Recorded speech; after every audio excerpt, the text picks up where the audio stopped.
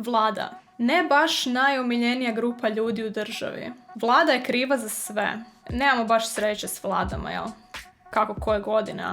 Da je vlada kriva za sve je zapravo relativno točno. Vlada je odgovorna za puno stvari u državi. Ali ajmo vidjeti što to točno vlada radi i za koliko je toga ona zapravo kriva. Službena jednostavna definicija vlada je izvršna vlast. Da, točno je da je vlada izvršna vlast, ali ljudi koji sjede u vladi zapravo ništa ne izvršavaju. Oni doslovno sjede u vladi. Ponekad sjede i u autima. Ajmo napraviti ovu usporedbu. Vlada je kao izbornik sportske ekipe. Ona je prvenstveno zadužena za taktiku i da svojim igračima osigura uvjete da oni postignu najbolji mogući rezultat. Izbornik ne trči na terenu. On ima druge ljude koji izvršavaju njegovu taktiku. Kao što vjerojatno i predobro znamo, izbornik isto ima ljude iznad sebe koji kontroliraju njegov rad.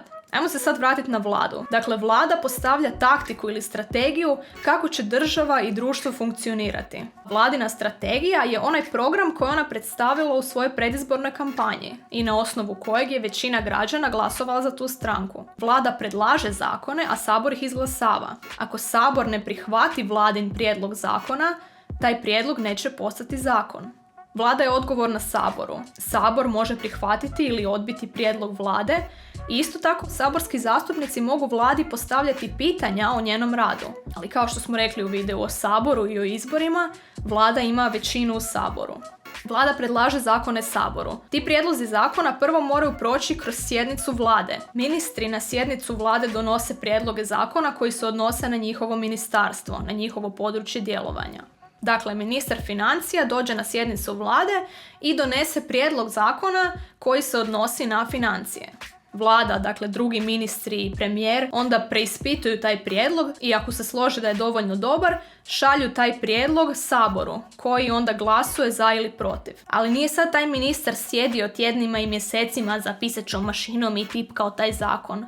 Ministri imaju svoje pomoćnike koji pišu zakone i zapravo obavljaju puno stvari za njih. Isto tako, kada se donese novi zakon da svaka ulica mora imati kontejnere za odvajanje otpada, neće sad premijer ili ministar zaštite okoliša ići u svaku ulicu i postavljati te kontejnere.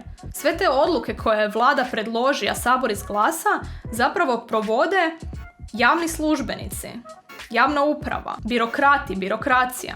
Evo, to su bile neke stvari koje mislim da bi trebali imati na umu kad kažemo da je vlada izvršna vlast. Da, ljudi u vladi snose odgovornost za puno stvari u državi, ali lako zaboravljamo da tu postoji još puno ljudi koji utječu na to kako vlada obavlja svoj posao. Utječu i službeno, a i neslužbeno. U ovom videu su nabrojani samo neki od onih koji službeno utječu na rad vlade, a postoji još puno onih čiji je utjecaj na rad vlade neslužben. Kao i kod svih videa u ovoj seriji, mislim da će ovo imati puno više smisla ako pogledate i ostale videe. Stavila sam još par dodatnih stvari u opis ovog videa. Komentari su otvoreni za sve primjedbe ili pohvale koje imate na ovaj video.